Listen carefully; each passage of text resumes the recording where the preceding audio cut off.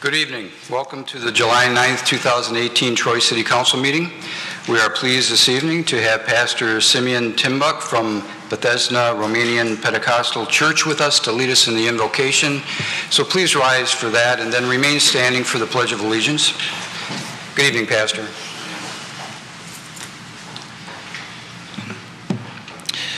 Our Heavenly Father, we come before you tonight, and I thank you for 242 years of blessings bestowed upon the United States of America. I thank you for your protection and your guidance, and we are a diverse people, and I ask you to bless us with a spirit of unity, peace, harmony, civility, and above all, love. Bless this meeting tonight. Bless the mayor and the council members with wisdom and your presence to be in our hearts and among us. In Jesus' name I pray. Amen. I pledge allegiance to the flag of the United States of America and to the republic for which it stands, one nation, under God, indivisible, with liberty and justice for all. Thank you, Pastor. Troy City Council meeting is now called to order. The roll call, Ms. Dixon. Mayor Slater? Here. Mayor Pro Tem Abraham? Here. Councilmember Baker? Here. Councilmember Hamilton? Here. Councilmember Henderson? Here. Councilmember Hoderick? Here. Councilmember Pennington? Here. All present. First on the agenda are certificates of recognition and special presentations. We have two this evening. C1 is a legislative update, and I would ask Senator Marty Nolenberg to come forward with that update. Good evening, Marty. Good evening. Thank you very much. And actually, I think we've got a little present first. Okay. So who wants to join me in the presentation? Would that be you, Mr. Sure, Mayor? I'll do that.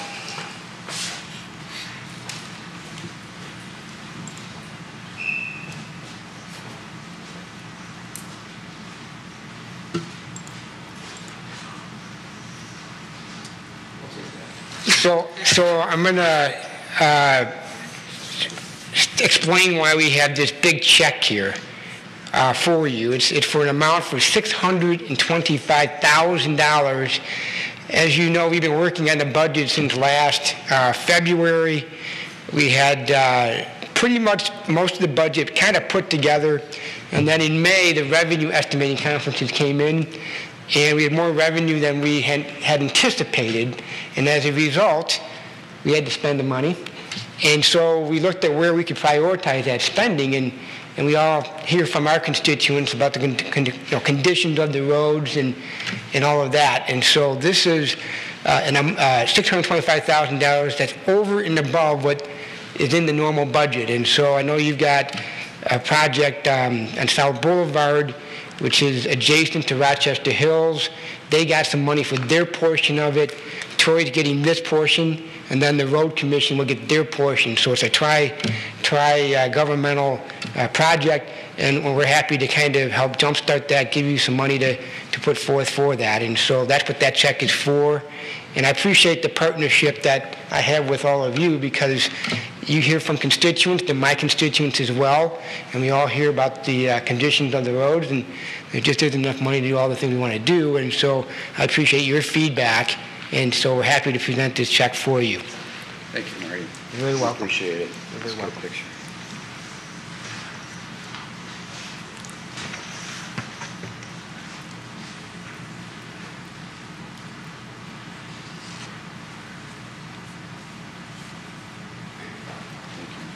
Thank you, Marty.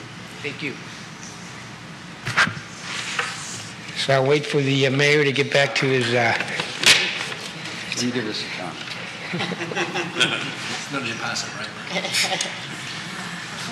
And I know Bill Hootery, who's the engineer here in Troy, he and I have spoken a few times as well. He's very much aware of the project, and I know Dave kind of pointed me in the right direction, and I appreciate that. And so it's all a partnership, and we all want to get there and fund the core services that are important. And so, my being here today is just to kind of give you a legislative update. I've been here before. We've actually gotten a lot done. I've had like 6 bills passed in the last 2 weeks, and so it's been a very productive year for me. And so we're gearing up for the fall season, but I wanted to give you some of the highlights of the first 6 months of this year. I think the thing to keep in mind is our economy is doing really, really well. People are working, unemployment is low, and the economy is robust. Revenues are coming in, which is good for all of us. And so with that in mind, I think what you'll find in the budget is a lot of positive things. And I'll just start off by explaining that this is the 8th year in a row that we've gotten a budget done in June. Now you may ask, why is that a big deal? 2 reasons. One, our budgets aren't due until September 30th. And so our school districts and a lot of the governmental services, they like to know what's in their budgets. Our school district budgets begin July 1st, so by getting it done June, they can better plan and no different than your own household. You like to know what income's coming in every month, what your expenses are every month.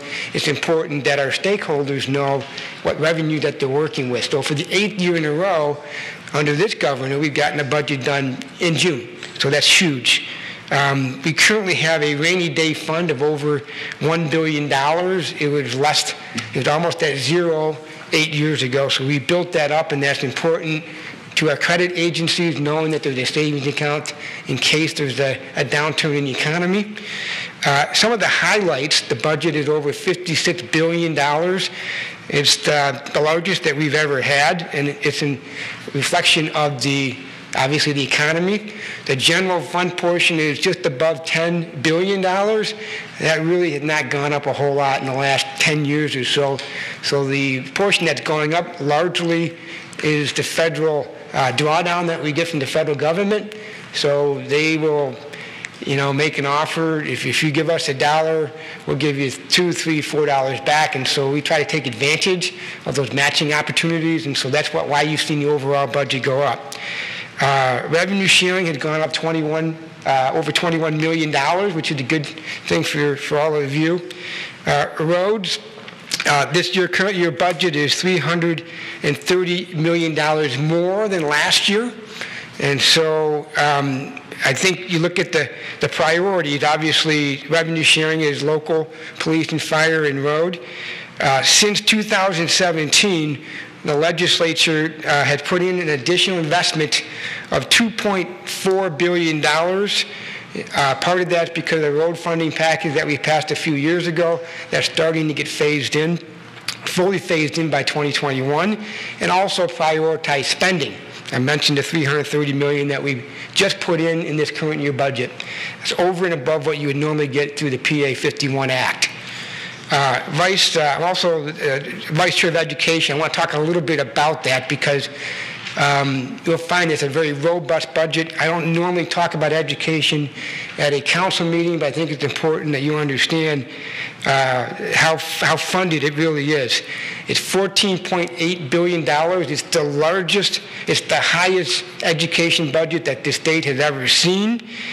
We also included the largest per pupil increase in over 17 years. Up $2.2 billion since 2011. And a part of that, we have $58 million for school safety initiatives. We're very familiar with Parkland and kind of what's happening around our school districts and the shootings. So we've appropriated money for a variety of initiatives.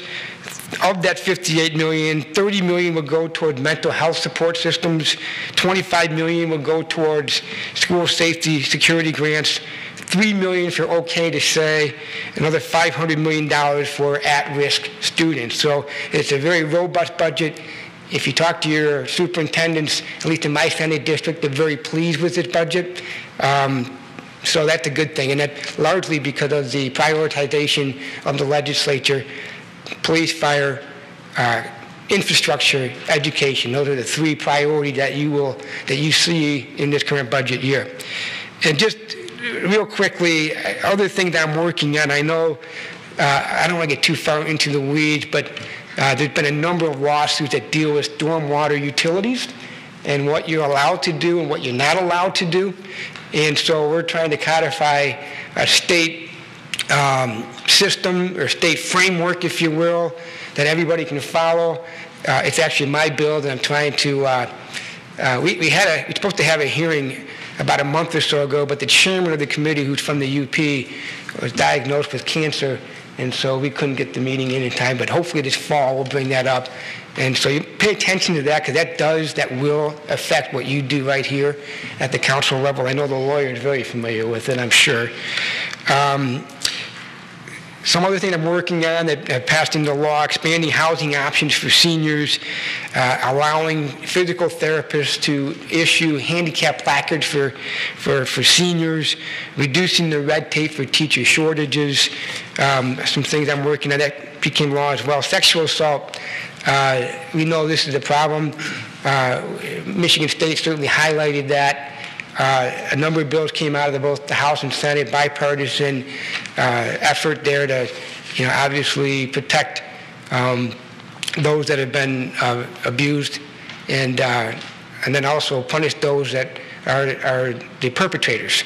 And lastly, the opiate bills, opiate epidemic that we have here. We have a number of bills that deal with that, and one of the bills in that package I sponsored, which would essentially eliminate doctors from prescribing more than a 7-day supply for acute pain.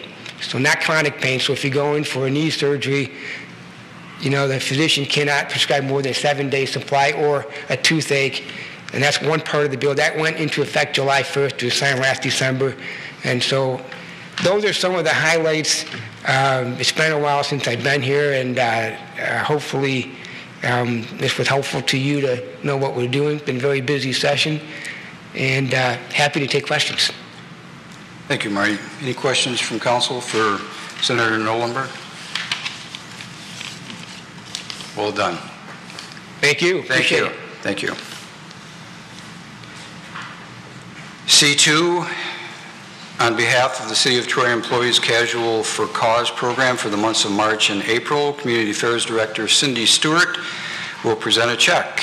So, good evening. Good evening, Mayor and City Council. I know you all are aware of our Casual for a Cause program, but just in case the viewers aren't, the employees are allowed to wear jeans on Fridays, and we collect all that money and we give it to our favorite charities, of which the Troy Community Coalition is one, and we have $650 for the coalition.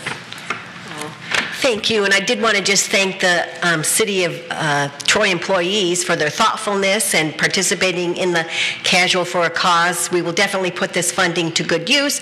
It'll go right back into our prevention programming. And while I'm here, I just thought I would put a plug in for our Celebrity Night Dinner. Please mark your calendars for Thursday, October 18th, San Marino Club, 6 to 9. Our celebrity guest this year is Dr. Murray Howe. He wrote a book entitled The 9 Lessons That I learned from my father, so he will talk about that book that evening. So thank you so much. Thank you. Thank you to the employees. There are no carryover items this evening.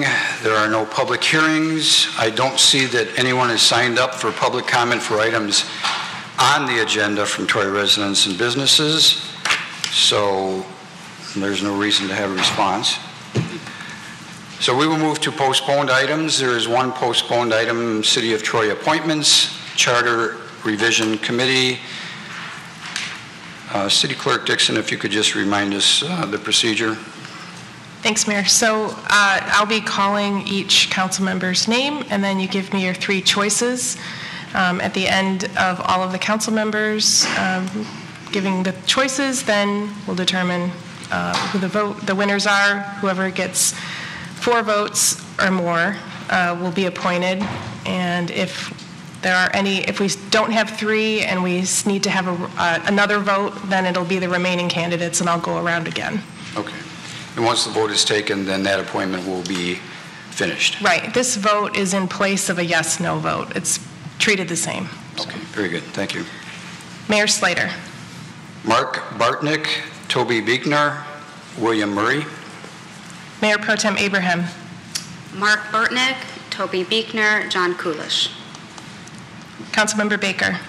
Mark Bartnick, Toby Beekner, William Murray. Councilmember Hamilton.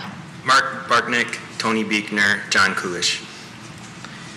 Councilmember Henderson. Mark Bartnick, Toby Beekner, and William Murray. Councilmember Hoderick.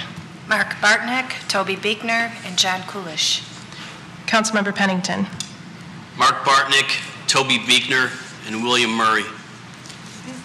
The three appointments are Mr. Bartnick, Mr. Biegner, and Mr. Murray.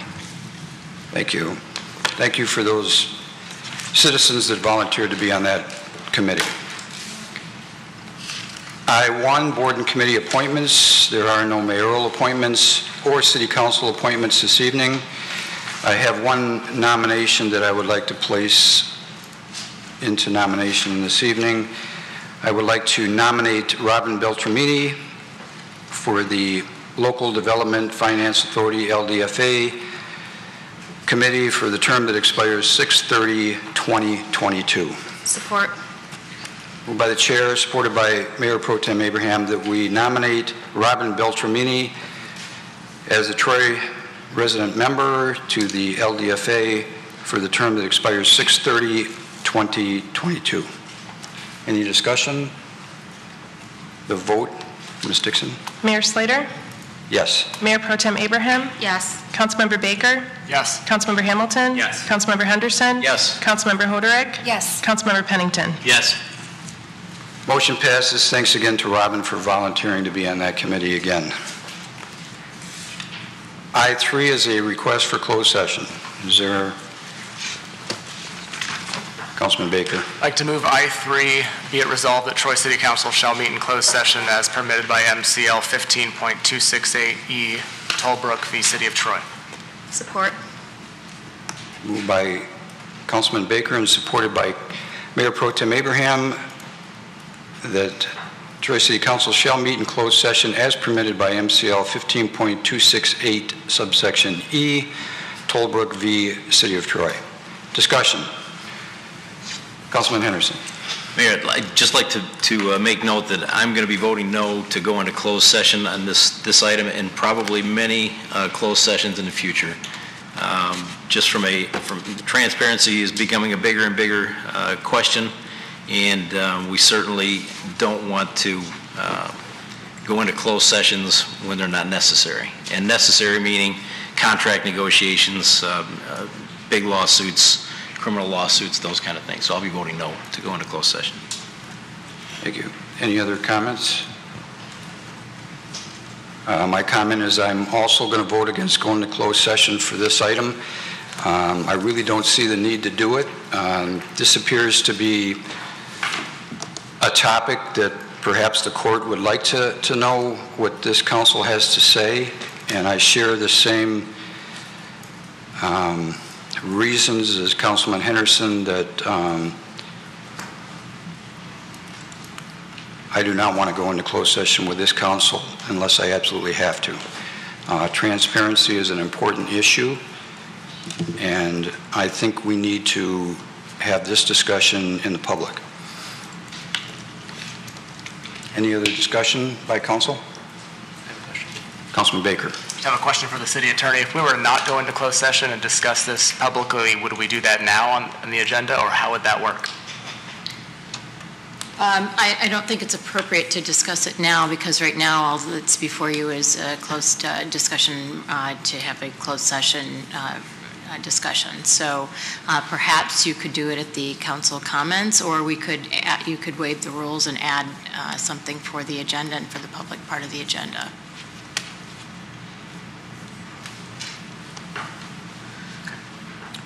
If this gets voted down, I will move to have the discussion, waive the rules and have the discussion now. Councilman Hamilton. I'd like to wait for a future session, to spring this on the public and give them the weekend to review the agenda and know what's coming up. I don't think that's fair. So I'll support you in leaving this to an open session, but I'd like to do it at a future date. So I won't support the suspending of the rules. Question for City Attorney: Is this something that we needed to get to the courts sooner than later? We do have until the next meeting, so if you wanted to postpone it until the next meeting, you could do that. It's your call. I'm not sure I'm clear about what would be put on that agenda that's not on this agenda that we need to postpone it for. Mayor, at this point in time, there's nothing that's available because right now the only thing that's out there is a privileged and confidential attorney-client communication. So at this point, there really is nothing to be discussed. I would just also indicate that, again, this is allowed under the Open Meetings Act, and it does allow for us to have candid discussions about a potential settlement of a lawsuit. So I just want to remind council that that this is precedent setting. Mayor Pro Tem Abraham.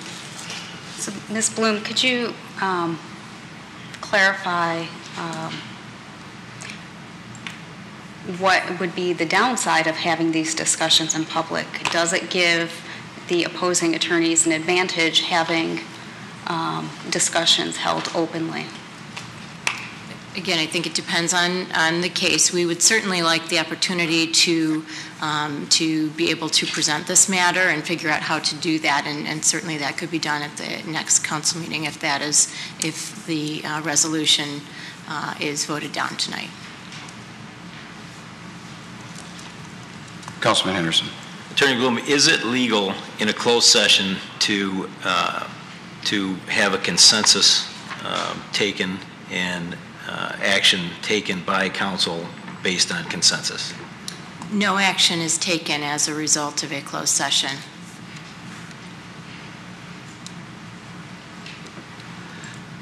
Any other discussion? Councilman Baker. I'll be voting yes. I think that this is litigation and it's perfectly acceptable under the exemptions under the Open Meetings Act, and I understand that this is something I would like to talk about this in public at a certain time, but without having the opportunity to meet with counsel and discuss our legal position, I think that that would be inappropriate. So I think that the closed session is at least required preliminarily, and if we want to continue to have open discussions at a future date, that seems fair to me. Any other discussion?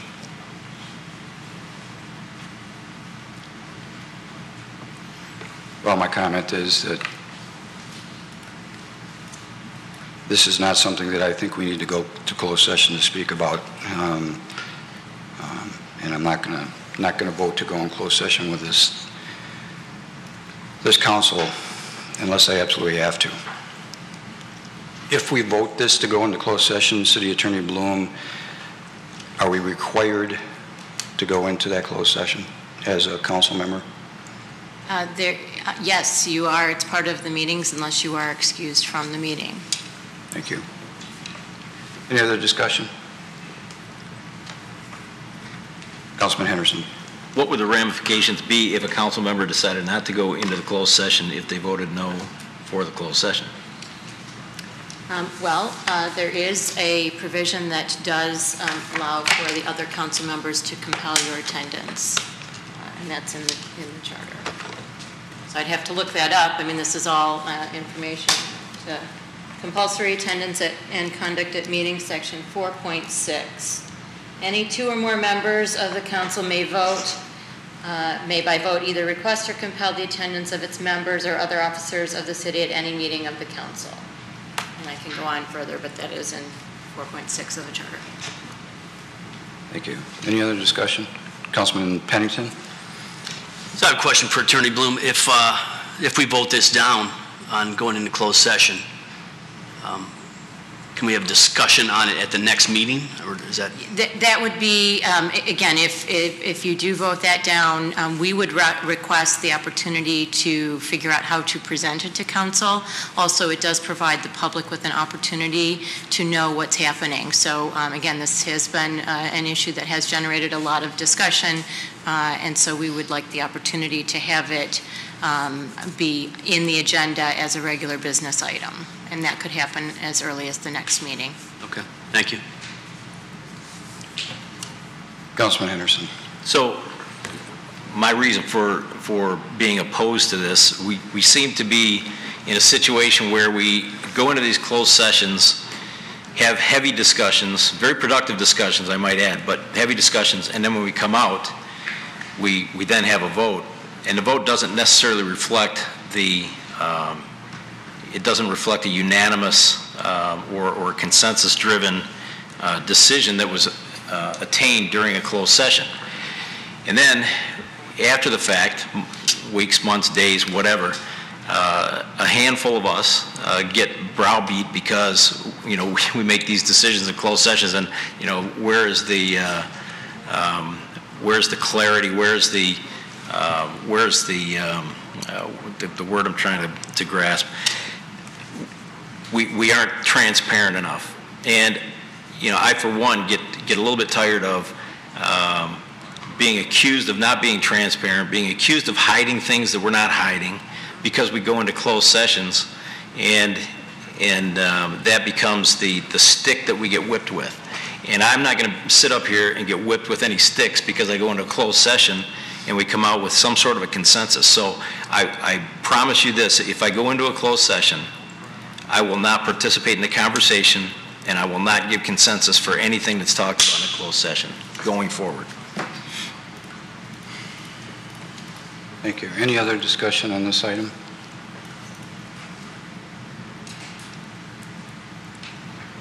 The vote, Ms. Dixon? Mayor Pro Tem Abraham? Yes. Councilmember Baker? Yes. Councilmember Hamilton? No. Councilmember Henderson? No.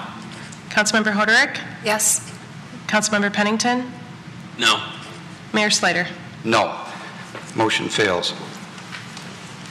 At this point, I'm going to ask to waive the rules to have the discussion this evening regarding the closed session topic. Support. Moved by the chair, supported by Councilman Pennington, that we have a discussion, we waive the rules to have a discussion on this item this evening. Any discussion on that? Councilman Baker. Is city management prepared to have that discussion that won't compromise the city's positioning in any way? I'm not prepared at this point in time because I have a document that was presented to me that's confidential. So I don't know sitting here. I know that the attorney is here in the audience. I could probably ask him if we could, but again, I don't feel like I am prepared at this point in time to present it. Also, I do think that this is an item, if you're going to be talking about it in a public session, I do strongly recommend that you have it in a future agenda so that the public can be notified if you're going to make a decision.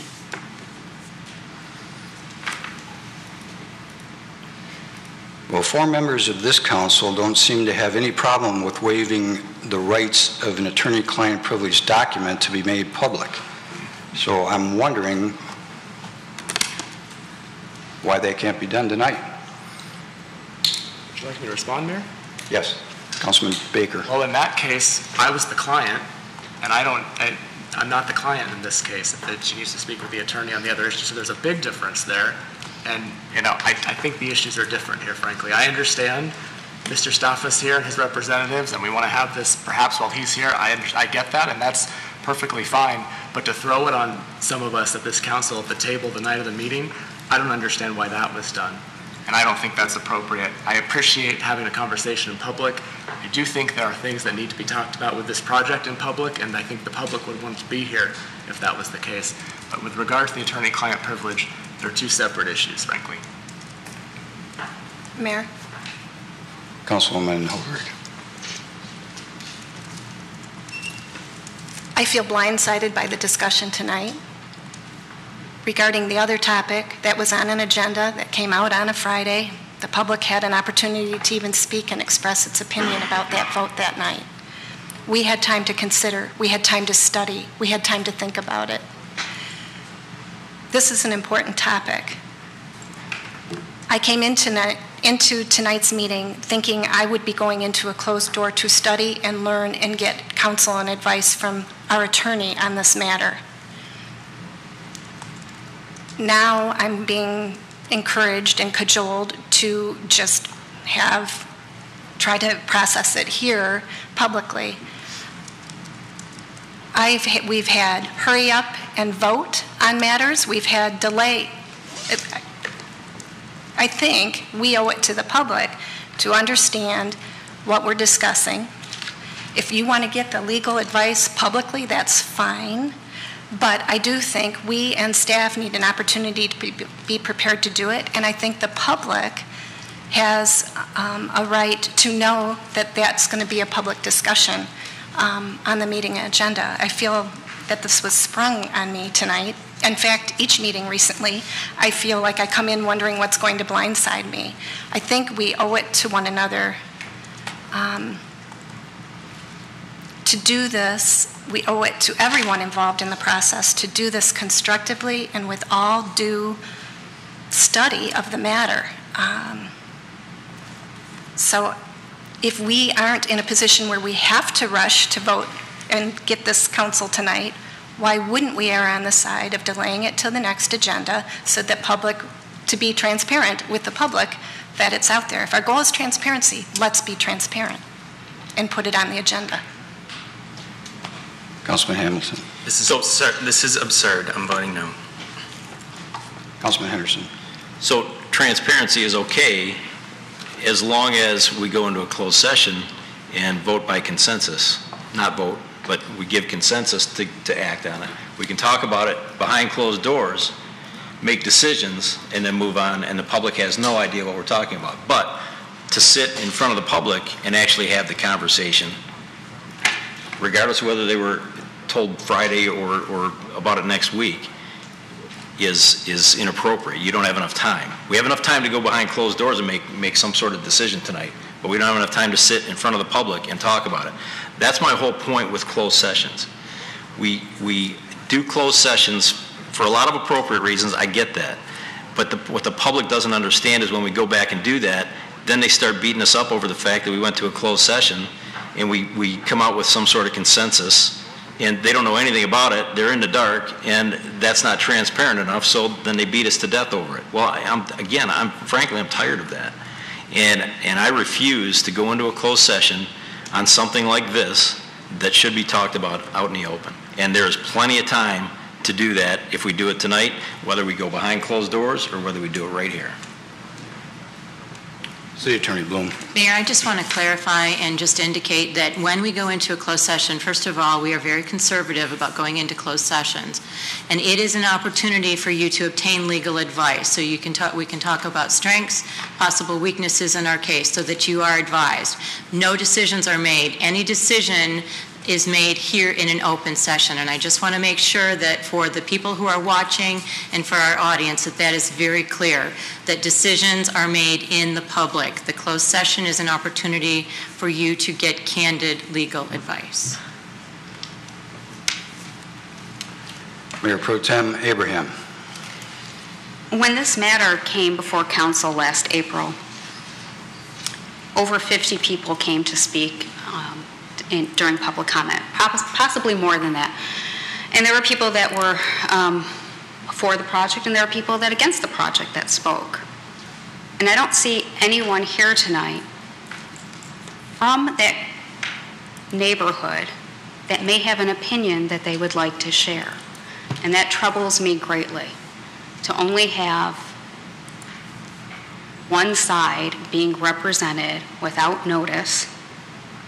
I would imagine that there would be another 50 people that would come and speak again. So this isn't a matter of transparency. This is a matter of giving people notice, whether it's the public or whether it's your colleagues.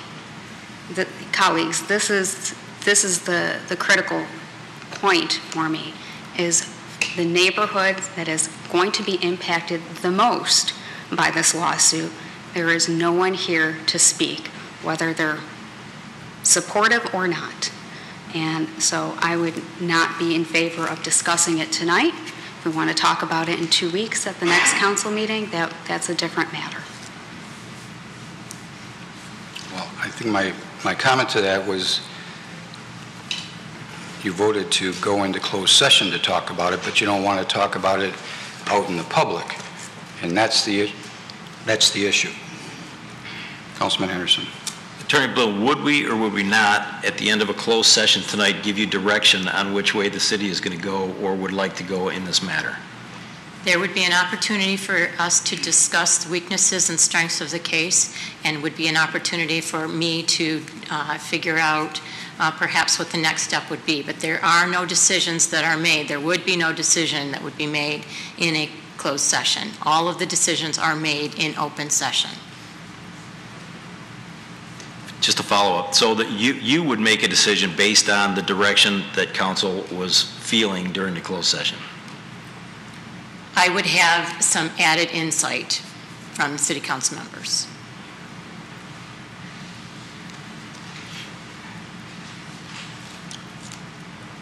I'm going to withdraw my motion to waive the rules. I've heard some discussion. I don't see any reason to wait, that we shouldn't wait a week now, and let the city attorney prepare a document that we can discuss in public and not behind closed doors. But the issue that I want to stress here tonight was that there were members that wanted to go into closed session to talk about this, but they don't want to talk about it tonight in open session.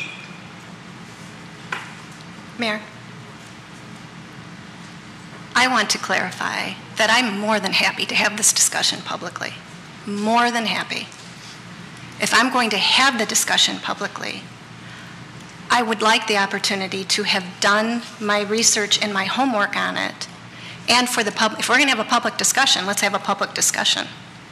When we go into closed door on a legal matter, what we are getting is legal advice, and we are serving the public by getting candid legal advice and a full understanding of where we are. The court system, the legal system can be complex. We get that insight, and then we come and bring those decisions from there. I'm more than happy to have this discussion publicly. I am disturbed that you're disturbed, that I want to make sure I'm prepared when I do so, and that I have the proper documents, the proper background, and if we're going to be public, then the public is going to have it as well. I'm more than happy to do that at the next meeting, because then I can be prepared. A closed-door meeting, we do not vote and make final decisions. We process, we get information, we study, and we get very candid discussion with our city attorney. And that's a valuable thing for the public, that we can be as smart as possible as we make decisions.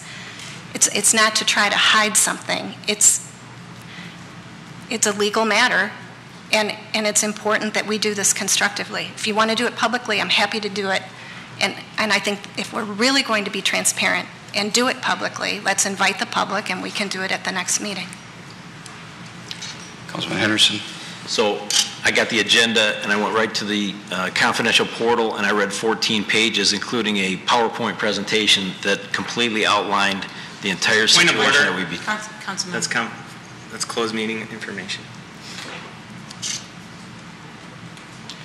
I think you can just I didn't give details about what was going on. You can just generalize that you were educated. I was fully educated in the process by going to the confidential portal. To be prepared to go to discuss it this evening. And I did, one follow-up.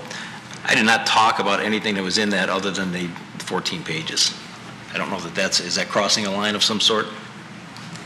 I think they were just being cautious to make sure that that didn't happen. Mayor Pro Tem Abraham. I too read those documents, and I had a whole list of questions that I was prepared to ask our city attorney, because there are a lot of implications. What if this happens? That could suppose 2 or 3 outcomes. What if this happens? That could suppose 2 or 3 outcomes. And that may shape how our discussion goes. So perhaps it was clear to you, but in legal world is not my milieu that I work in a daily basis. So these are the questions I like to get from my attorney, and perhaps I would want to have my colleagues also learn what I'm learning at the same time. That is what I thought the point of a closed session on legal matters was all about, is to have the opportunity to ask our attorney questions so that we can be very wise in how we proceed with lawsuits, because we do want the city to prevail at all times. So What may be clear to one person may not be clear to others, particularly in legal matters. If it were easy, we'd all be lawyers. City Clerk Dixon, if the issue has been withdrawn, is that all that's necessary? A withdrawal, since it has a second on this motion, a withdrawal would need to be moved and seconded and voted on to withdraw it back from the floor, since it is on the floor. Thank you. Councilman Baker. I am a lawyer, as you just talked about, but to me, the issue is not about whether or not we have the conversation in public. I'm happy to have the conversation in public. The representatives are here. He's shaking his head at me right now. My concern is the process. It concerns me that they seem to know this is going to happen before any of us did, or at least half of us did. So I have concerns with that. I'm happy to discuss this case, this project, everything in public. I've always been happy to do that. But I don't like it thrown on me at the last minute at a meeting. I'm prepared to discuss it now, but if our city attorney has hesitation about presenting legal issues to us in a public forum without having an opportunity to speak with opposing counsel, without putting together a proper memo, and to have the public, give the public an opportunity to be here, the process is what's flawed here, not the decision of whether or not we discuss it in private or in open session. So I see, I mean, you've withdrawn your motion, we have to move that, but it makes sense to discuss it publicly the next meeting if that's where we're going. But to try to compare attorney-client privilege waiving everything is laughable to me at this point. It's just not what this is about. Councilman Henderson. Just one point. We have one council person that saw enough information that she was able to draft some questions, and another one that says that there's no information available and she would prefer to be in a closed session to do it. So that's my point. We have enough information to sit and talk about this in open session. We don't have to go behind closed doors. And it's not just this topic. It's going to be many topics that I'm going to be bringing this up, so be prepared on all closed sessions in the future. Okay, I'm going to move to withdraw my motion. Support. Moved by the chair, supported by Councilman Baker to withdraw the motion to waive the rules. Let's have a vote on that. Councilmember Baker? Yes. Councilmember Hamilton? Yes. Councilmember Henderson? Yes. Councilmember Hoderick? Yes. Councilmember Pennington? Yes. Mayor Slater? Yes. Mayor Pro Tem Abraham? Yes. Motion passes. City Attorney Bloom, I think there's consensus from the council to prepare something for an open discussion regarding this topic at the next meeting. I-4 is a second request extension of a sign moratorium. Mayor? City Attorney Bloom, Mayor? did you? I'd like to call a break. We'll be in recess for 5 minutes.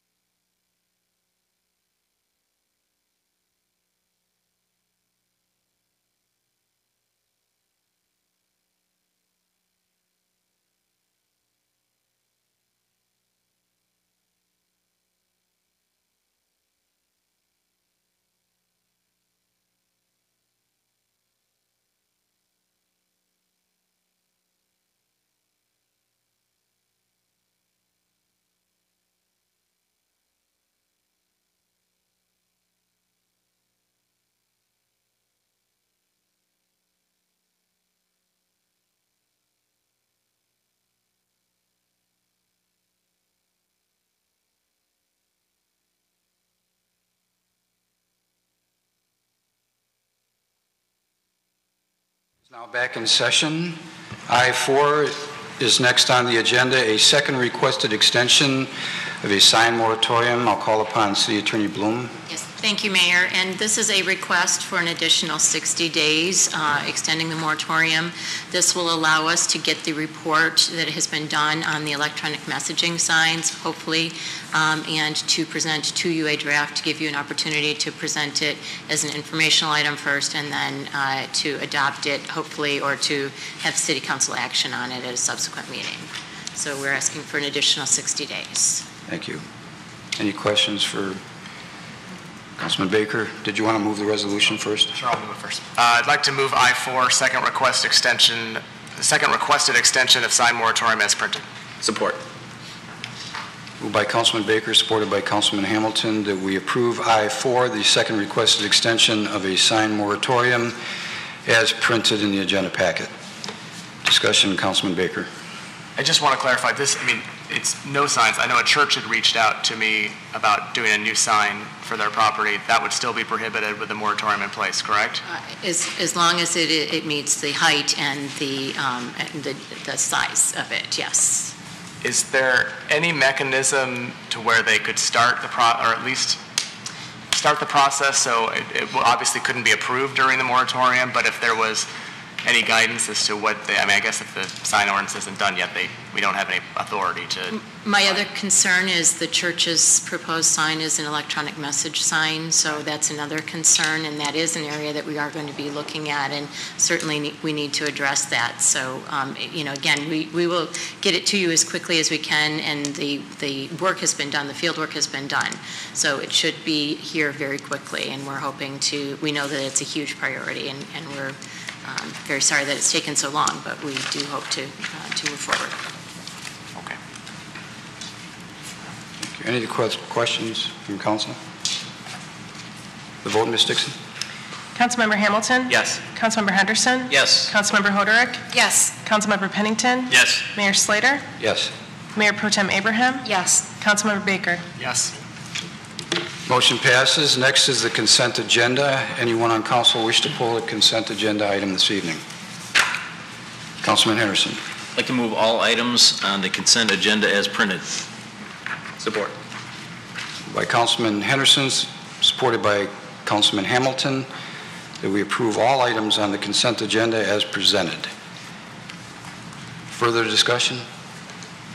Councilman Henderson. Just like to add J4A NYE uniform. Thank you for picking a Troy company, and they look great. The vote, Ms. Dixon? Councilmember Henderson? Yes. Councilmember Hoderick? Yes. Councilmember Pennington? Yes. Mayor Slater? Yes. Mayor Pro Tem Abraham? Yes. Councilmember Baker? Yes. Councilmember Hamilton? Yes. Motion passes. If you are here on a consent agenda item this evening, they've all been approved. K is a memorandums and future council agenda items. There is an announcement for a public hearing, K1A, July 23rd, 2018, is a reprogramming of Community Development Block Grant CDBG, program year 2016, unexpected funds. Next, public comment for items not on the agenda from Troy residents and businesses. I'll call upon Sharon McDonald, Troy resident, who wishes to speak on this item.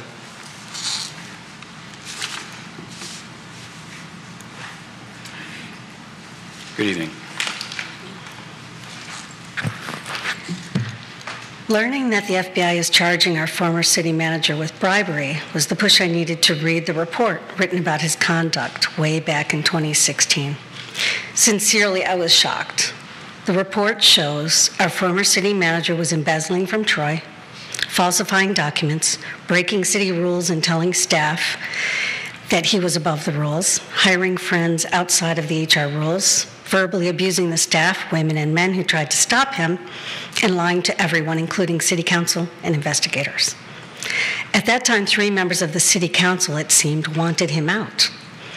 4 members fell all over themselves to protect a city manager who was embezzling from the people of Troy. The 4 of you said he deserves another chance. He made a mistake, or this is an HR issue, or some such nonsense. But all 4 of you protected him. And by doing so, you allowed a year and a half longer for him to continue to date his assistant, beat her up in public while still a staff member, create a hostile workplace, and spend a few more years taking bribes as the leader of our city. And each time he got in trouble with the law, you guys have the gall to look surprised that the criminal you protected is a criminal. The four of you were either protecting him, protecting each other, breaking rules with him, or far too incompetent to fire a proven embezzler of city funds. And you worked very hard to make sure the people of Troy, from whom he was stealing, would never know. And when I think of the way you abused Ms. Hodorek and Ms. Abraham because they wanted to do the right thing and stop this criminal, I get furious. You should all beg for their forgiveness. Whatever the reason, you protected a criminal while treating your peers shamelessly, and that is not worthy of this city. I think for the good of Troy, you should all step down. Thank you. Thank you. John Coolidge, Troy resident, wishes to speak. Let's review. According to information entered in the federal court last week, Brian Kishnick solicited and demanded over $20,000 in bribes. He started in 2015. Gee, only if there was some sign, some omen, some white dove from above that would have given us an idea or a clue that he was abusing his office and staff. Maybe a nice report in 2016 would have done the trick. Mr. Baker, I've noticed you started a campaign on your actions to make the city transparent. Just stop. The time to make a stand on that issue was 2 years ago. You failed. I'm sorry. Mr. Pennington, wait, never mind. Talking to you is useless. I'm convinced that you're only in council for the free food at ribbon cuttings at restaurants. Mr. Henderson, in the newfound spirit of transparency, I'm glad you're a conversion to this church. I have a burning question for you, but it's unrelated to Mr. Kishnick. Am I the only one on your blacklist? I'd like to know if there are other names we could get together and have a beer and talk about why we've offended you so deeply. Oh, but I digress. Back to Mr. Kishnick. Since you have nothing to hide, please tell us how long Brian Kishnick slept on your couch when he was getting a divorce. I've heard it was 2 months. Please set the record straight on that fact.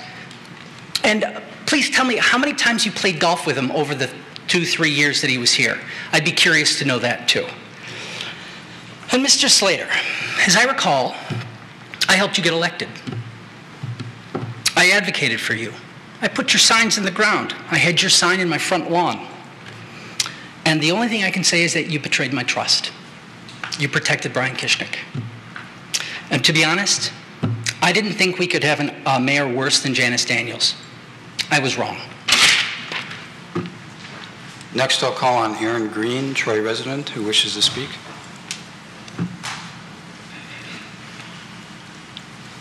Council.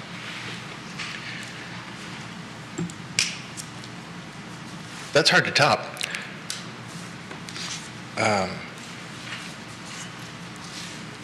As Mr. Coolidge notes, the report came out in 2016. You had the opportunity to review the city manager, the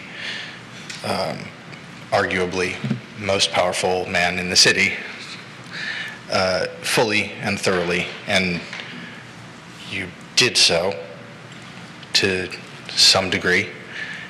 And the general conclusion of the report and the the findings were, as was also previously noted, that he had committed several wrongdoings and he was kept on.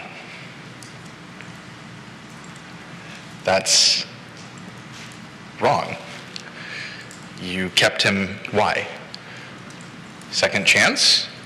With public funds, city money, city time. Why? Why did you keep him on? That is, I remember I was here for the vote to remove him eventually when he beat the living out of his girlfriend. And you, 4 of you, made the right choice. Eventually, all of you did. But it took an extra 2 to 3 years. That's past the report. That's ridiculous. And I find it deeply unfortunate. In addition, I have watched council off and on for a while, and recently very consistently for the past year and change. And I have not seen a single appointment or attempted appointment to committee go as this most recent one has. As strong as Mr. Kulish's words are, I can't say I disagree with his assessment. It seems vindictive. Part of good government is being able to accept strong, differing opinions. Lincoln's team of rivals being a trite but solid example. There was deep disagreement in that cabinet, and yet they found a way to do this. In this case, the gentleman in question would not even be on council. He's on a committee. You wouldn't even have to interact with him all that much, but you found reason to block him? This seems ridiculous. Regardless, I am also disappointed. Next, I'll call on Sandy Larson, Troy resident, wishes to speak.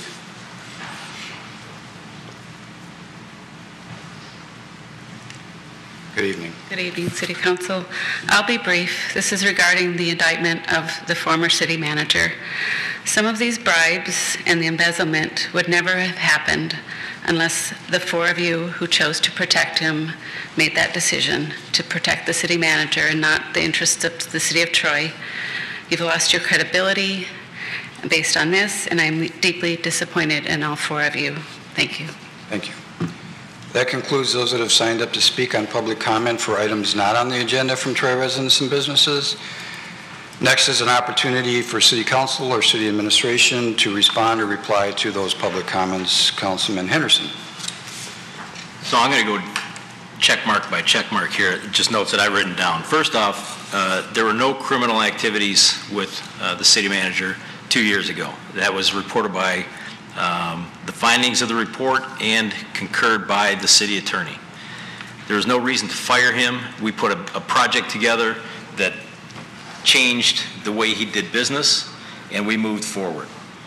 There's one person to blame in any of the activities that took place in the last however months, many months, and that's Brian Kishnick. And I'm going to talk a little bit about the couch and the golf scenario since Mr. Kulis brought it up. That's one of the reasons that I couldn't support Mr. Kulis for this, this appointment. The decorum that he lacks, the lack of humanitarian ability. I had opportunity to have dinner with my wife at Granite City one night, and I made the mistake of checking in on Facebook. And about 20 minutes later, Brian Kishnick showed up. I didn't call him. I didn't ask him to come there. He didn't call me and say, hey, where are you at? He saw that I checked in. He was distraught because his wife had thrown him out. He had nowhere to go. And I accepted him, and my wife was there. She accepted him into our house. We have 2 empty bedrooms upstairs. I would do it for anybody. You know what, John? I'd probably do it for you. And I am not going to apologize. Oh, you shake your head, but I'm that kind of a person. Unfortunately, you don't see that in me, and that's fine. I get it. But we're humanitarians. People are people. I see distraught people. I understand the human condition. I've been to a lot of suicide funerals. We did Dane and I stepped up and did a small session on suicides. I know those signs. I've seen them.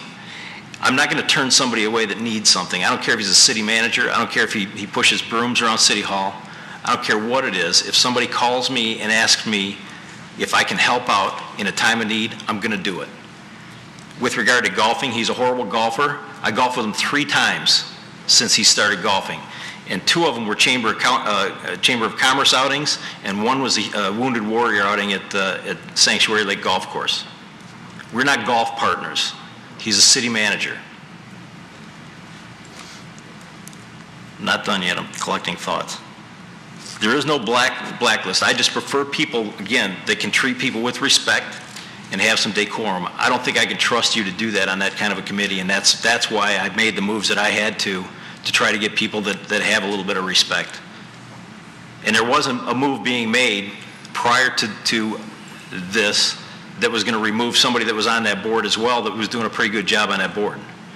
So if you want to start pointing fingers about people that are playing games with committees, you don't have far to look on this board to try to find that person. That's it. I've said too much probably anyway. Thank you. Any other comments by council? Councilman Baker. Sure. Thank you, Mayor. The four of you, thank you for speaking. I read your Facebook comments. I know that you're passionate about these issues. I know that you have deep concerns about the state of our city and the people who are representing you in this city. And, you know, you're entitled to your opinions and your statements, and I understand that and I get that. I do want to say one thing very clearly. Had I known that Brian Kishnick was accepting bribes as our city manager, I would have led the charge to fire him. I would have called for a special meeting as soon as I found out information like that and made it happen. When you talk about the report showing that he was embezzling, that's not what the report shows. It doesn't. We've gone through this. Was there criminal activity involved? We were told repeatedly no. I understand where you're coming from, though, and I can see why you're spinning it that way. I really do, and it makes for a great story now, and it makes it so we can have this lovely back and forth. But I want to say to Council Members Hoderick and Abraham, if you ever felt like I abused you, I do apologize. The relationship I have with both of you, I don't think that's the case. So to have that said about me in public, I think is a little bit, well, it's frankly not true. So I value my relationship with both of you, and I don't think there's been any abuse on my part. Mr. Kulish, again, you're passionate, and I get that, and that's who you are as your person, and that's what makes you who you are. And I've talked to people in the community about you, and you know, that's John. He's very, very passionate about the things that he says. I don't think this is a newfound campaign for transparency for me, and it certainly wasn't that way after I voted to release the report and you shook my hand. You didn't seem to have those same concerns then. So listen, we're going to disagree on certain issues. It's a campaign season. We're really going to disagree on certain issues. But transparency has always been important to me. And my vote not to release the report in 2016 was about protecting the employees who had spoken up. It had nothing to do with protecting Brian Kishnick. It still isn't. Mr. Green, I'm also disappointed in this situation. And as you said, it is deeply unfortunate. Maybe we have different reasons for feeling that way, but our city manager, former city manager, has embarrassed the city, and it continues based on what I read in the paper, frankly. So it's troubling. I do hope that there was mention in the city's press release that there would be a forensic audit done. I'm sure we'll be talking about that at some point. I would hope that everything is examined. There's no reason not to, and certainly any investigations ongoing, if there are, I'm sure everyone will be properly investigated, because I think that's important to know if there's anybody else involved. And with regard to that, I haven't been given any details about contractors or vendors. Certainly, I hope at some point that is brought to our attention as to their status with the city today and how that all went down, because I don't think that's something we want to be involved in, and it seems very troubling to me at this point, but that's the nature of investigations and timing, as I understand. Ms. Larson, again, my vote was not to protect the city manager, former city manager. He was not my friend. I saw no reason to protect him, but I had deep concerns about the employees that had come forward and were speaking under a cloak of privacy and confidential information. So to me at the time, that was very important. 2 years later, when we released the report, it was timely and appropriate at that point to try to heal the city and work toward having trust in government, something I care very much about, because I don't think we can govern, or anybody can govern very well without there being some trust. So my vote to release the report at that time, that outweighed the privacy issues from the past. I do hope that we can get past some of this. This is a big city with a lot of issues going on still, and I am disappointed, as many of you are, in what's going on, but we we need to try to find a way to come together on some of these issues and not keep looking backwards at this point, I think. Thank you. Any other response?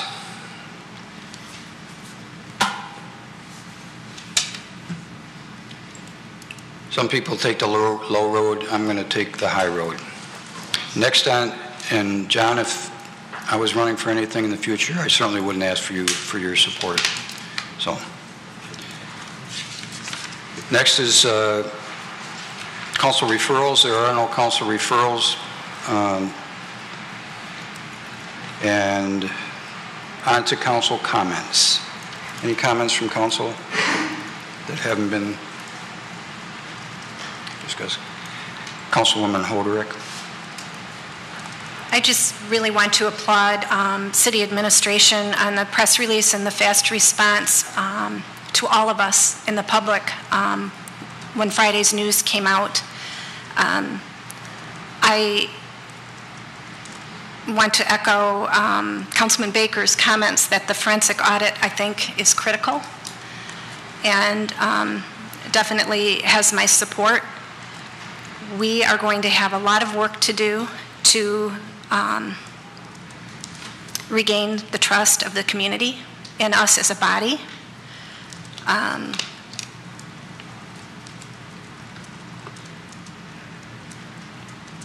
We all are going under this bus right now, this entire council. I know 4 of you feel particularly beat up, perhaps right now on social media, but this is awful. And unnecessary. And I think it behooves us to embrace oversight with all zeal that we can. I think it behooves us to not undermine one another and blindside one another at council meetings. I expect that we can go forward and work together constructively and in the manner that the processes of city management and government demand of us.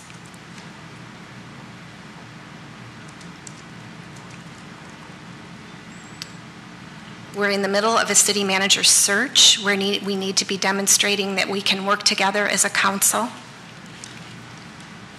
And that's very important. We're going to have to thicken our skin to go through this time. Thin skins cannot be worn at this point. So all of us are going to have to thicken our skin. I think all of us collectively, as the press release indicated, staff is cooperating with the investigation.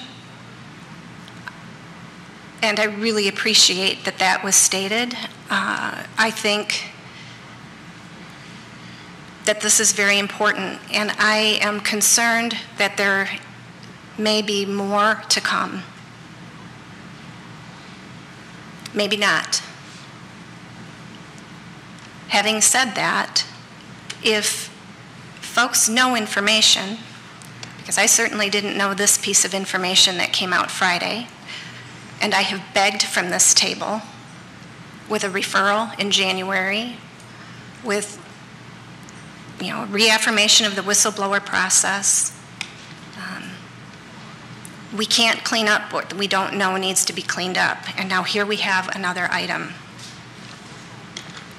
If there is information that folks feel need to be shared, please cooperate.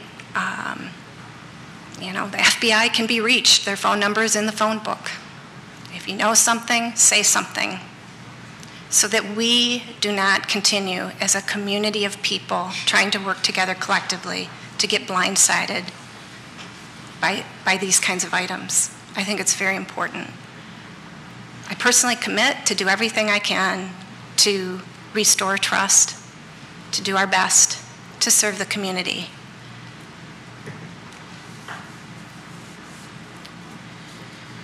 And I commit to work to the best of my ability in good faith with my fellow council members. All I can do is control me, and that's what I'm going to do going forward. Thank you. Councilman Pennington. Yeah, I just want to comment on some of the social media. I don't really get into social media too much, but when somebody sends me, a friend of mine sent me a text of a snippet in social media, then I checked into it, and it's especially troubling because it's from a former city council member who decided to throw her own shade on the issue. We talk about staying above the fray, and then we get attacked by council members. She went on to say, she said that we need elected officials who exercise effective oversight. Fair enough. Playing golf together isn't oversight. Some might think it is part of the problem. Coziness with employee is certainly an issue for those council members listed in this post. And it was Dane, Dave, Ethan, and I. But what's interesting, it's okay for certain council members to be cozy with the employees, so there's a little contradictory there. It was also an issue for the former manager who overstepped ethical and legal boundaries, fish rots from the head, and it goes on and on. I just want to say I also golfed with Brian Kishnick 3 times, but 2 of those times were at the Troy Police golf outing. And I paid for those. I paid for that myself. Kishnick didn't pay for ours. So I'm just curious, before you go on social media attacking, you might want to think about your comments a little closer. And I just do want to make a quick comment to Mr. Green.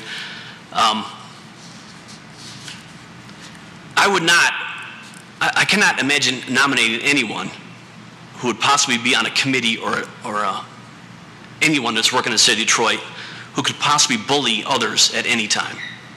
So that's why, that's important. Any other council comments?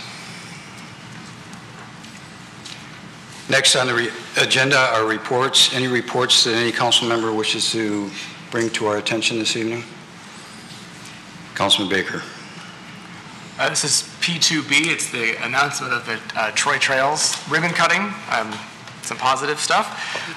Phase 1 is completed, and we will be having a ribbon cutting and ceremony August 1st at 5 p.m.